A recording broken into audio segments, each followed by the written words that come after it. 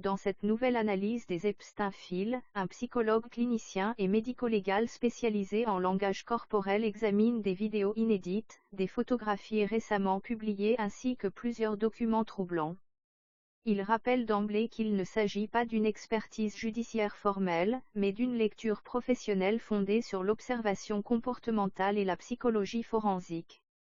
La première séquence analysée montre Jeffrey Epstein courant dans une cuisine, apparemment en train de poursuivre une jeune fille ou une jeune femme sur son île privée. À première vue, on entend des rires et des éclats de voix qui pourraient suggérer un moment léger. Pourtant, une écoute attentive révèle autre chose, des respirations saccadées, une forme de nervosité, presque de l'angoisse derrière les rires. Selon l'analyste, ce décalage est essentiel. Il rappelle le rôle central de Ghislaine Maxwell, qu'il décrit comme la personne chargée d'orchestrer l'expérience sur l'île. Son objectif aurait été de mettre en scène des situations correspondant au fantasme d'Epstein, en incitant les jeunes filles à adopter des comportements censés flatter son ego. Dans cette vidéo, Epstein semble d'abord jouer un rôle pseudo-ludique. Mais rapidement, son langage corporel change. Son sourire disparaît, son visage se ferme, sa posture devient plus rigide. L'analyste y voit un moment clé, celui où le jeu ne se déroule pas comme prévu.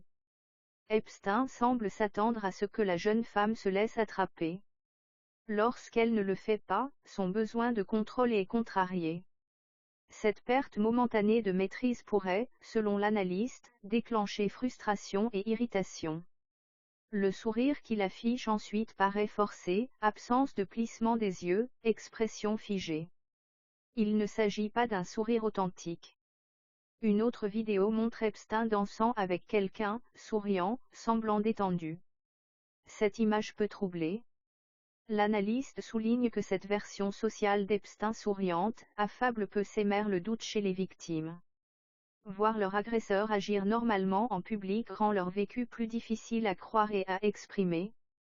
Ce contraste entre façade charmante et comportement abusif est typique, selon lui, de personnalité narcissique ou psychopathique. Un autre élément examiné concerne des images qu'Epstein avait envoyées à son médecin. Il semblait s'inquiéter d'une réaction allergique. Or, des échanges ultérieurs montrent qu'il souffrait en réalité d'une infection sexuellement transmissible, identifiée comme une souche résistante de gonorrhée. Certaines grimaces visibles dans la vidéo pourraient être liées à cette infection. L'analyste précise qu'il ne s'agit pas d'une certitude médicale, mais la chronologie des échanges rend cette hypothèse plausible. Une séquence tournée en prison révèle un Epstein humilié.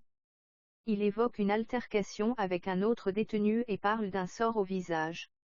Son langage corporel traduit malaise et honte, regard vers le bas, sourire crispé, geste auto-apaisant. Pour un homme obsédé par le contrôle et l'image qu'il projette, la perte de statut et l'exposition à l'humiliation semblent profondément déstabilisantes. La vidéo montre également l'intérieur du quartier pénitentiaire où il était détenu. L'analyste insiste sur la proximité extrême entre le poste des gardiens et la cellule d'Epstein. La distance n'est que de quelques mètres.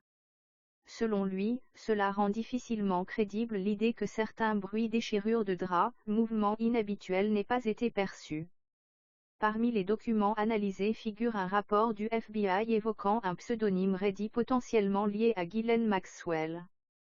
Des captures d'écran montrent des recherches sur les États américains autorisant les mariages les plus précoces.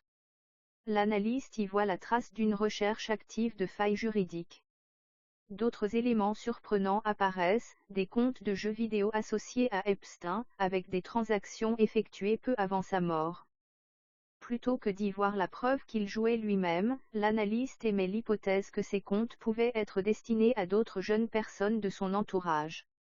Enfin, un échange d'emails mentionne une société secrète appelée Zodiac, composée de 12 membres représentant chacun un signe astrologique, excluant femmes et minorités. L'analyste, d'abord sceptique, considère finalement que l'échange semble sérieux et promet d'approfondir ce point. En conclusion, il décrit Epstein comme un individu profondément obsédé par le contrôle, enfermé dans un monde fantasmatique.